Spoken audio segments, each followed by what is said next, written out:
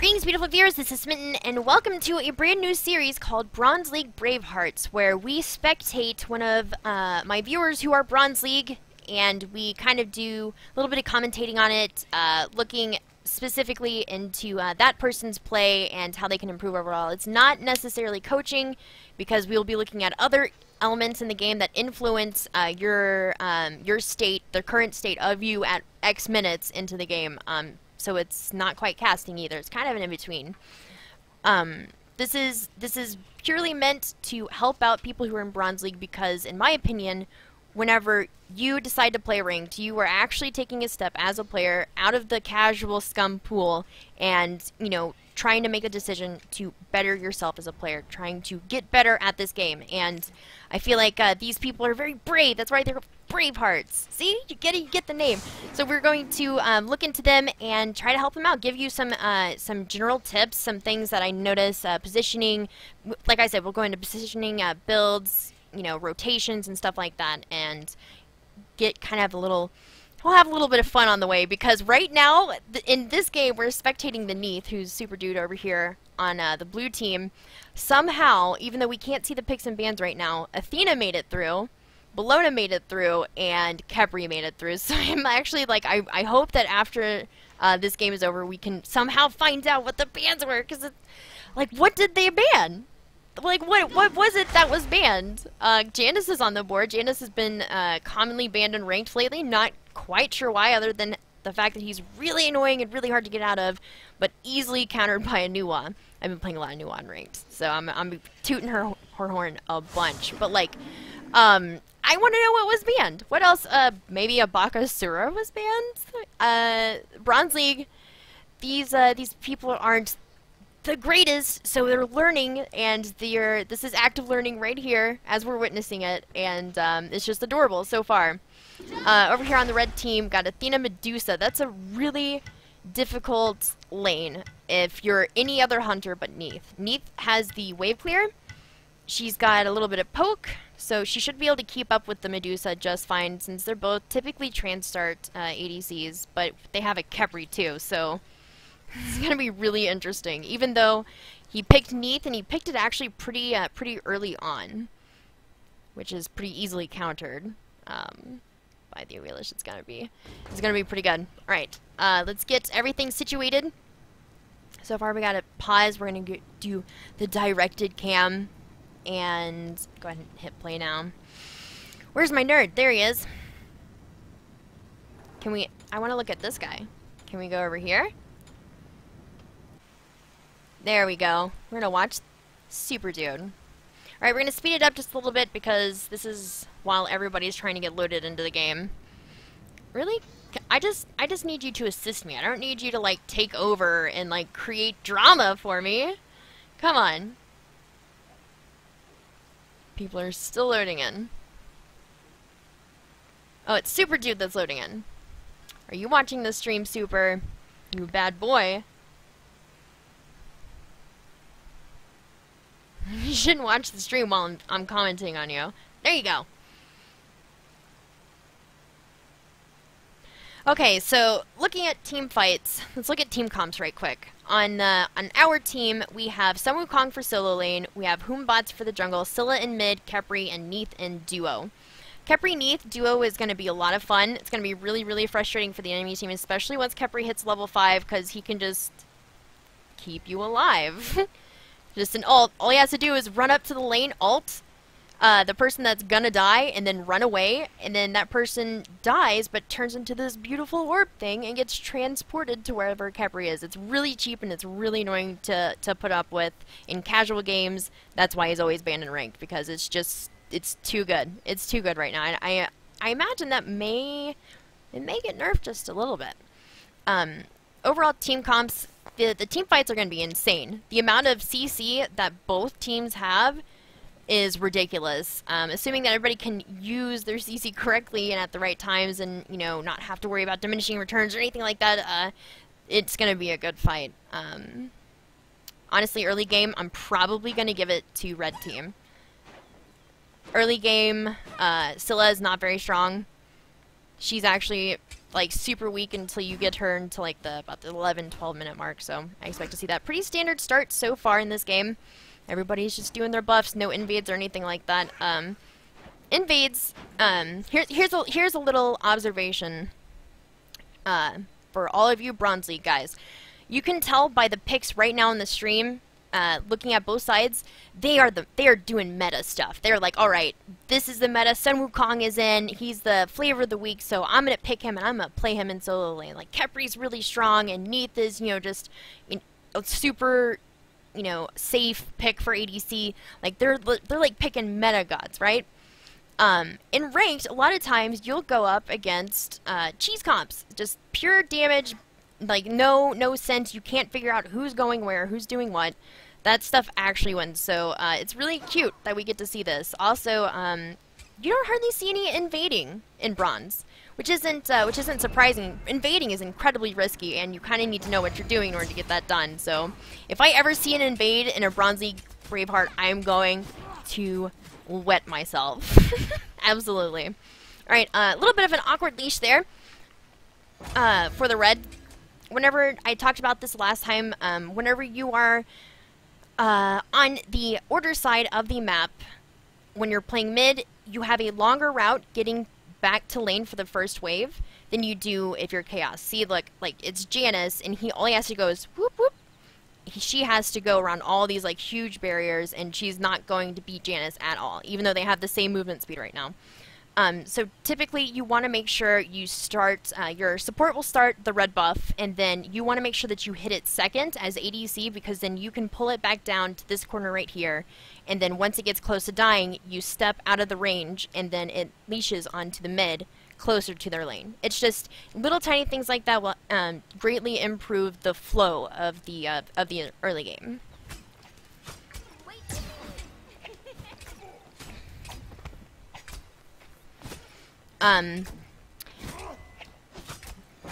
You're tanking the buff. That's not recommended. You had to pop your health pot for that. Alright, granted, you have the trans start. You have trans and the 3 pots of each, and that's all fine and dandy. Even though you have those pots, you want to make sure you use those and save those for lane. As Neath, you do have a heal within your kit, so it's okay, I guess, to go ahead and use your mana pot here, or your health pot here, but it wasn't necessary. Kepri has a really awesome passive that absorbs just a little bit of damage, like every 15-16 seconds or so. So you can certainly run over here and get to the buff first and use your spirit arrow so it keeps all of those minions in one little grouping, and then once your support comes in, then you should leash it onto him, because he's the support, he's supposed to be taking the damage. He's got higher base stats than you. He can take a little bit more. Sharing the damage is good, but make sure you actually share it. See, because oh snap. I'm not going to say because of that, because I'm pretty sure you guys were just late because you were late. Medusa has great mobility. Alright, so right there. What's one thing you know whenever you're an ADC and you're going up against Medusa? It is incredibly hard to avoid the splash damage, and quite literally one of the only ways that you can avoid it is by standing right over here. So if she was right here, where my cursor is, oh, can you see it? Yeah. She was right here where my cursor was, and used it on the front of the wave, so that way it got full range of the entire wave. So instead of staying right here, wait over here in this area, or perhaps where Kepri is, and you shouldn't take any of that damage. Let her use her Acid Splash, because she's going to use it on the wave, and then you can move up to start attacking the minions and such. Athena took a ton of poke for that, for no reason. Nice Spirit Arrow. You guys are getting pushed a little hard here. I'm not sure why Kepri's using that on you. Alright. Another common decision-making error is the creeps. Whenever you're being pressured like this in lane, you're worried about the creeps coming into your tower, and so you're losing gold.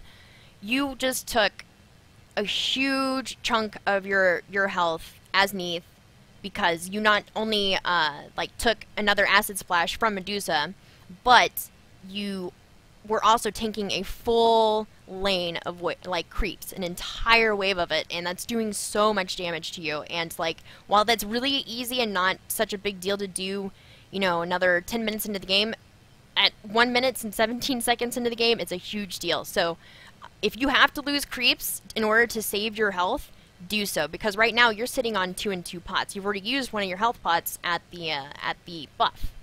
So something very small. If you have to lose gold for the first wave or so, lose the gold. You can actually fix the pressure here just a little bit. Now Medusa's acid splash is down, and you know that, and that's down for a little bit. That's a little bit of an awkward grab. Not much you could have done there, honestly. There's not much you could have done in that situation. I'm not sure if you guys were on comms or anything like that, but that usually whenever Khepri decides to go in, he'll use his stun first and then go into his dash, but it looks like he's pretty low on mana himself, so he just decided to dash in. That was a really beautiful spirit arrow. It like held her in place for just a little bit, but she ended up getting away with just a little bit of health.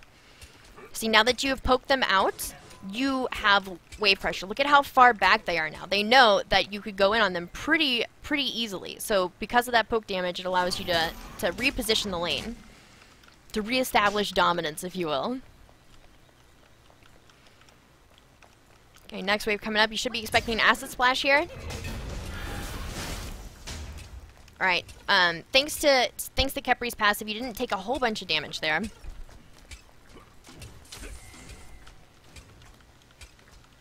Nice last hits. Alright, you're full health, full mana. You guys could absolutely engage right here. Oh, beautiful spirit arrow. Oh, he missed. That's unfortunate. That was a beautiful spirit arrow. And absolutely the correct time to engage right there. Other than the entire wave being here. Alright, Athena's staying. She's super low. You have a gank coming in. Oh, he got taunted out. Medusa, stun, taking too much damage from the tower. Alright. Alright, hold up. We gotta see that one more time. Alright, so where's Hoombots? Hoombots is like, alright, I see there are a couple people dead over here. No, I'll just go get these small camps. Yeah, there's a wave being pushed in mid, and I could totally be there for that. Nah, small camps. Small camps, bro. Alright, you guys have all the pressure, but you do not have creeps here, so it's... Ooh, God, that was so good. Alright, in this situation, that was a good time to engage, or it was like a good position. They're kind of close to their tower, which is unfortunate. Athena does have a dash. She has full mana, so she can get out relatively easily. But you are, like, poking her out. You're making it to where, like, she's thinking twice about clearing the wave, which is what you want. Like, Neath, you have absolute pressure in dual lane because you have one-shot wave clear. If you're if you're going to engage with no creeps involved, like, make sure the creeps are at least way back here. They come in rather quickly, and they do stupid amounts of damage, and you'll see Athena's taunting him in. We're waiting for the Hoombots to come over here. He's looking for mid-camps. Mid-camps aren't there. I gotta see this in slow motion. This is why we rewound it. Alright. Red team has wards in really weird places. They have one ward at this middle entrance and one pretty aggressively out here next to their buff, but they don't have one up here. Here we go, slow motion. Here comes Hoombots. He's like, oh, well, I'm gonna get this bitch. I'm level 4. All I gotta do is overhand smash. Alright, overhand smash, and gets taunted out of the damage. Medusa stuns him under the tower. Khepri's doing all that he can in order to keep that damage there. Instead of, why are you using your abilities? Get out of the tower. Just, nope, don't auto. See, you autoed twice, and that's why you died there. Quite unfortunate. Absolutely nothing that you guys could have done there. Be careful of that acid splash, nerd. They're really low, though. They've got just a little bit of mana. Alright, yeah, I was about to say, if they don't back, that's pretty bad. Right here, okay, this is an opportunity for us to talk about, like, stalemating a lane, alright? you're in a really good position. You have full health, full mana. You still have 1 health pot left. Your Khepri is pretty full. He's got a little bit of mana left, and your mini wave just met up. Alright, they're insanely low on health, so like walking up to you and Khepri is very dangerous for them, and that's why they're under their tower. Instead of clearing the wave right here, you can stalemate it. So just walk up to the wave and stand next to it. I know it takes a lot of self-control to not hit the creeps, especially since you've been trained. Like, hit the creeps, I need that, the last hit for the extra gold bonus and stuff like that. Just walk up to the waves whenever they meet and stand right here. Like, stand right in between the archer and the melee minions, because then you're zoning them. Then they have to make a choice. Do I want to back and get full health and miss out on all this experience, or do I want to come up here and aggress? What you're trying to get them to do is to come up and aggress, because if they aggress, they're dead for sure, given that you can land your skill shots. So come stand right here, pace back and forth, taunt, do the fireworks, emo, whatever it is that you want to do. But if they decide to come in, they die. If they decide to leave, then you get the entire wave and you make them lose out on gold. It's a really small, it's a very tiny mechanic, but it is super powerful and it allows you more control over the lane. Keeps that pressure up. Still taking the acid spray damage. It's hard to avoid. Medusa, see, right there, Medusa was tanking all of the damage from that wave. Their wave hadn't come up yet. You could have probably aggressed on them a little bit sooner. But you have an ultimate available. And it's definitely not worth, because you're going to be... Nope, nope, don't do it, don't do it! Don't do it, a wheelish isn't... Oh, everybody's rotating for you, you need to get out!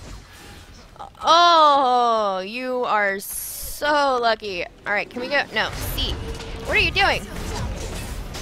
Alright, we're going to watch this in slow motion. You have nobody in mid. It looks like your mid laner is back at base. You don't have any vision around the towers or around the mid camps. Really, the only 4 like wards on the entire map are over here in duo lane. So you've got this pressure. You could have baited him out there, but you push. See, like, by pushing this wave up, you're giving them the opportunity to get the farm anyways. And you could have aggressed on them here while they were tanking the wave. I know it's like you want to wait for Spirit Air to come back up because it's your main initiator, but it's not. Okay. Now we're going to talk about something called, I don't know what to call it. What it is staying way too long. Alright, if you have a lot of pressure, and if you've maintained pressure on a lane, and this can be applied to any of the lane roles, mid lane, solo lane, or duo. If you've maintained pressure, and like, by pressure I mean you're pinning them under their tower, and you're like way up there next to this entrance, the closest entrance. Like, if you've been maintaining that pressure for 25 to 45 seconds, back off. It takes anywhere from 25 to 45 seconds in this game for, like, your enemies to rotate over to you. You guys don't, I mean, your guys' wards are kind of in a weird spot too. It should technically be closer up here next to their speed buff, so that way you have vision of this area right here where the jungler and mid are often going, because there's a red buff right there. If you had your ward there, you would be able to see this gank incoming. But you pressured, and you did a good job. You couldn't really secure anything off of that, so if you can't secure anything, back off, because people are going to start rotating for you, and that's pretty common. You guys are out of position at this point. And see, right here, you're charging up your ultimate with the entire wave right here. I know it's like, hey, I need to make sure I get a kill. I need to get a kill. My ult's available. You're tanking the entire wave right here because Khepri's positioning is awful. He's letting you take the brunt of the damage. Good. You decided to not do that. Alright, you see the Janus coming in. Backflip was good. Beautiful time to use your backflip because you have no Wheelish right around the corner. But you should see her because you haven't... Alright. Alright. Alright, let's speed this up. Blah, blah, blah, blah, blah. Alright, everyone's like, alright. Everyone's wave is pushed up. Map awareness. There you go.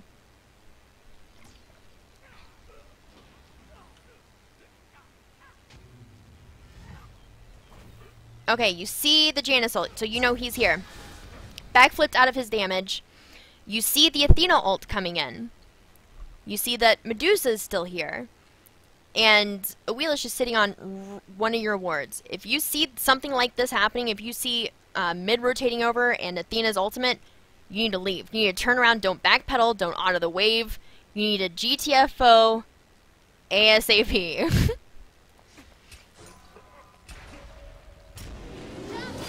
Alright, your backflip is down. All you have is your sustain, taunted out of it, and a kill. Aww. I do that with Janus all the time. Why did he dash that way? Oh, anger, you nerd. Oh, and Hoombots is like, hey, I'm coming in. There's a ward right here. I'm level 4 still. You're level 4. Why are you level 4? Oh my god, your mid's level 4 too. 4 minutes into the game, you should be, if you're farming effectively, you should be, like, at least level 5 at this point in the game, no matter who you are. Aww, that's uncomfortable. Nobody has actives, and there's a hog. Awelish has hog.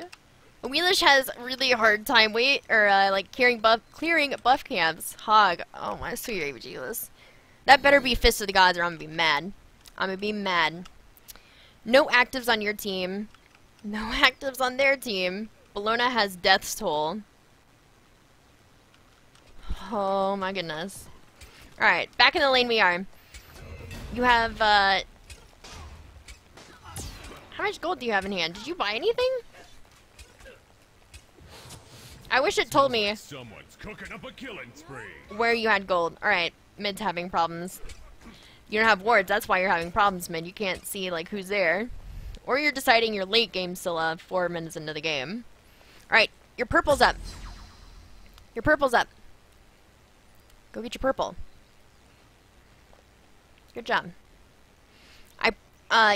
Typically you want to make sure that you get purple after you've cleared the wave. So instead of doing it right then, you could have done it while you were waiting for the waves to meet again, or you could have waited till after it was done, because of reasons like we just saw. Literally, if there's a wave meeting, and like one of the other ADC or the other support, if they see you guys peeling off over here, they're not dumb. They know you're going for your purple buff, so this gives them an opportunity to not only push the wave, so have the lane pressure, but to come for the invade. So make sure if you need your purple, clear the wave first. Make sure that is an opportunity that they cannot take.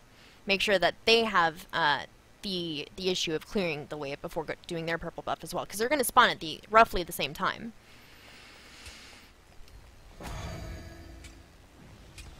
See, instead of trying to...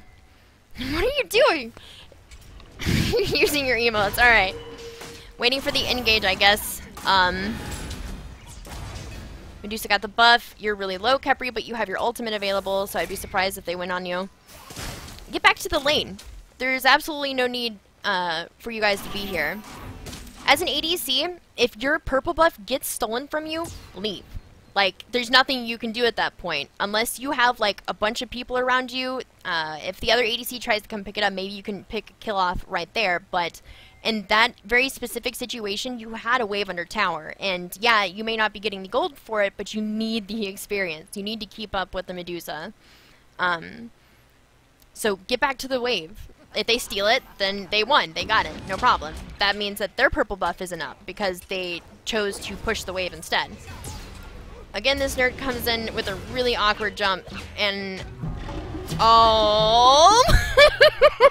Oh my god! Oh, that ultimate was amazing! And they killed him anyways! The ultimate was used by Khepri, and they decided not to do anything. Oh, you're out of mana. You're in a bad way. Oh, unfortunate. Double kill. That was really awkward. Three ults were used. No kills. Oh, that's awkward too. Oh, don't even. No. No, you need to leave.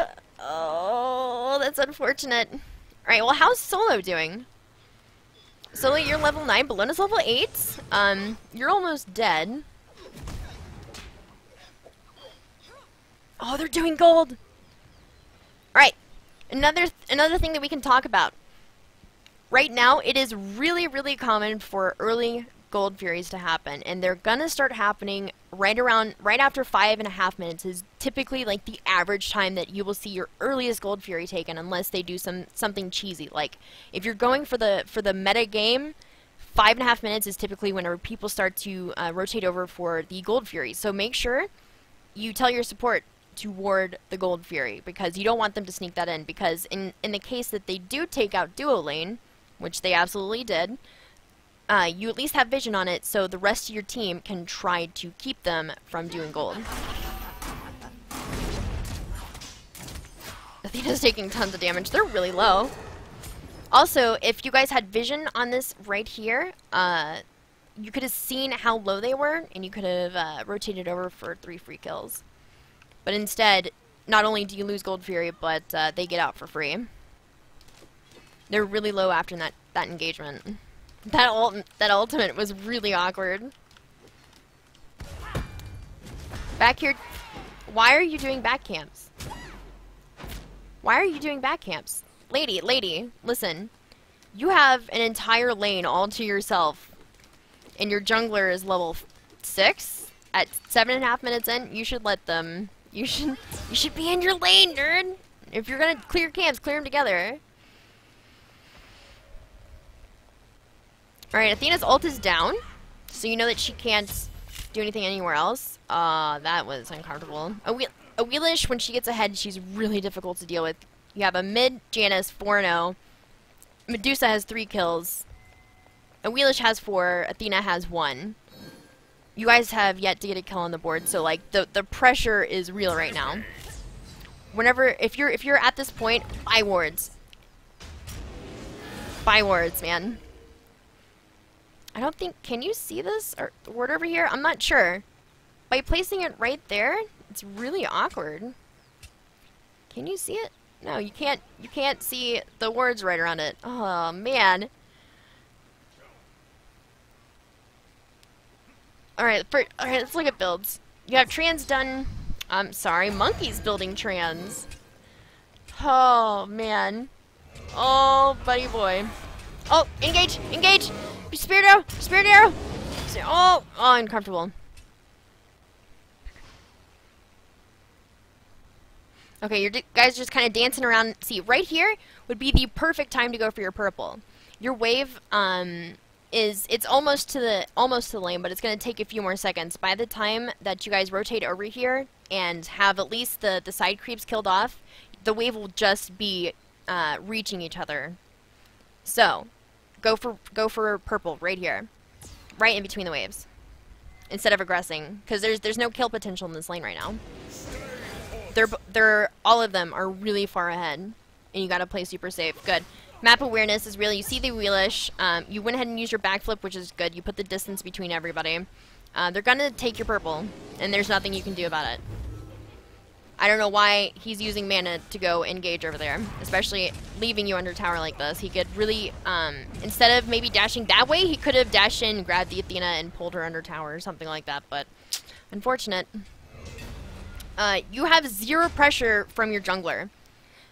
If you're wondering why this... Okay, let's break it down. If you're wondering why this is happening to you, you have 0 pressure from your jungler in your lane, because he's come over twice and died twice because he rotated.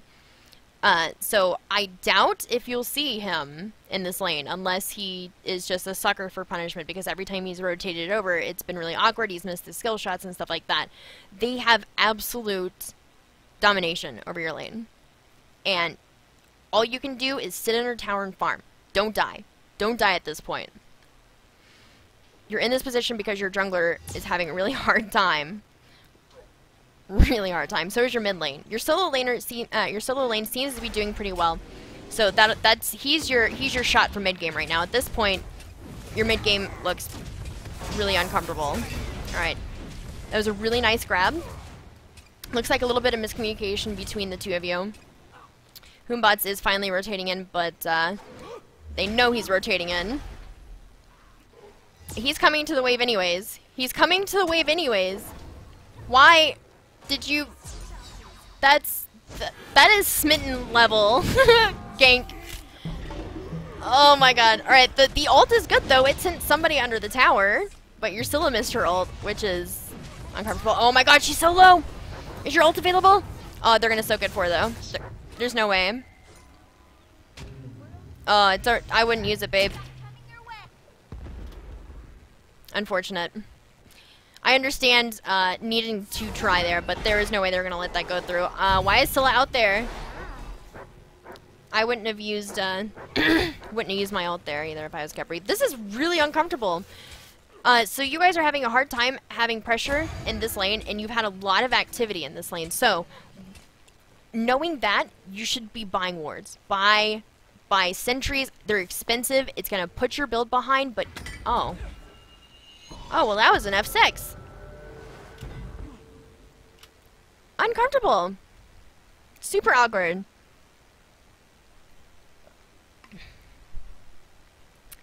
Okay.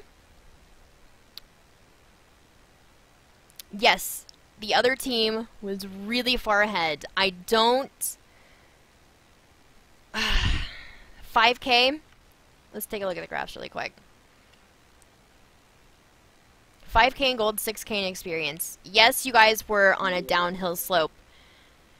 You guys... This is another thing I remember from being bronze.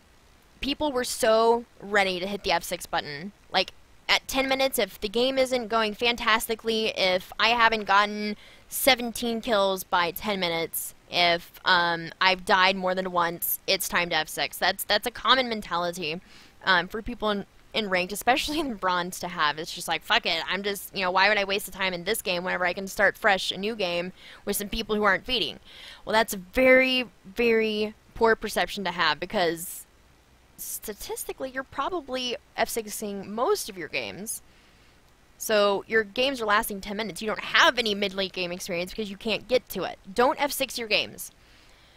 At the point that I ever F6 is if we are at least like 8, 9, I would say even 10k. If the other team is 10k ahead of me, that's whenever I start to look at F6ing. 8k is whenever I'm like, all right, well maybe this game isn't going to happen. But like, there's still so much potential. Are we just going to float forever up? Is that what happens when you pause the spectator client at this point?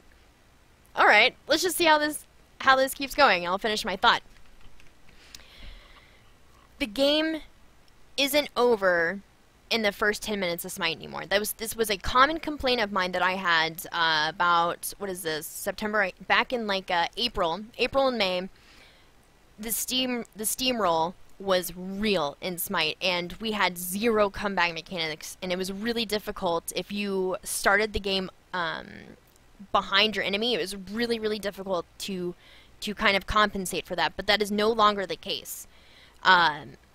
Absolutely not. I've been in and I've seen, and this happens all the time, games where you can be down 10k experience at like 20 minutes, but if you let the game go on long enough, experience doesn't matter, gold doesn't matter. Like, what matters later on into the game are your objectives. Do you still have towers? Do they still have towers? Is the Gold Fury up? Is Fire Giant available? Like, what can we do with what we got right now? Like, that's what starts to matter late game. People get really frustrated over the farm portion of these Smite games, these Conquest games, and it's really easy for people to get flustered in F6. There are ways to come back into this game now. Your solo laner was doing really, really well. Granted, 4 other members of your team weren't doing fantastically, and it is 0-14, and that does seem pretty daunting, but it's only 5k. Like, if you let the game go on long enough, maybe you'll get lucky. Sun Wukong, once you guys start team fighting, you guys have a whole different kind of chemistry. Like, because that's often the case in ranked games, at least that I'm noticing. Like, if we're having a poor farming, and like, if our early game is really, if it's been really bad, we've been getting taken out easily, like, if we let it hit mid-game to where we start grouping up, I've seen games get completely turned around because of mid-game team fights. Because, like, laning phase, is one set of chemistry. Team fighting is a whole nother set. So like Smite is complex in that way. Don't give up. Keep trying. Try to get your team to rally. Try to get them to focus on farming. Like if that's what you got to do to win, that's what you got to do to get that elo, baby.